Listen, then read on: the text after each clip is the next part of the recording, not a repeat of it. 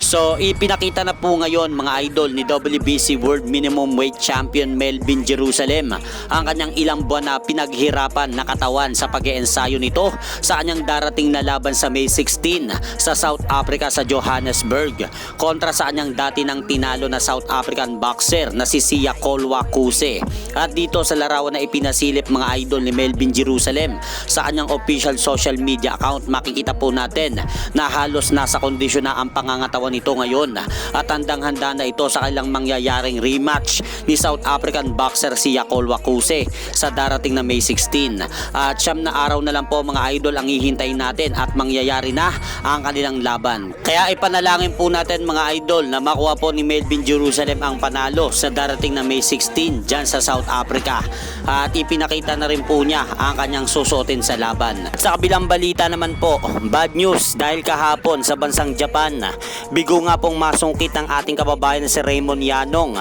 ang OPBF Junior Welterweight belt sa kanilang naging laban ni Japanese Hiroki Horike matapos po siyang talunin ito via first round technical knockout sa kanilang naging laban kahapon sa Japan upang mag-improve na po ang malinis na kartada ng Japanese boxer sa 8-0 with 5 knockout. Samantalang bumagsak naman po ang kartada ng ating kababayan na si Raymond Yanong sa 18 wins 11 losses. Samantalang ayon nga po dito sa Pinoy undefeated super featherweight contender mga idol na si Charlie Suarez, kasalukuyan po siyang naghahanda daw sa kanyang darating na laban sa July 11 sa bansang Amerika sa California upang sa ganon ay hindi po siya mabakante ng matagal habang inaayos pa ang kanilang rematch ni Unified WBO and IBF World Super Featherweight Champion Emmanuel Paquero Navarrete dahil mas pinili po daw mga idol ni Charlie Suarez na lumaban muna sa darating na buwan ng July 11 habang wala pa pong anunsyo kung kailan magaganap ang kanilang laban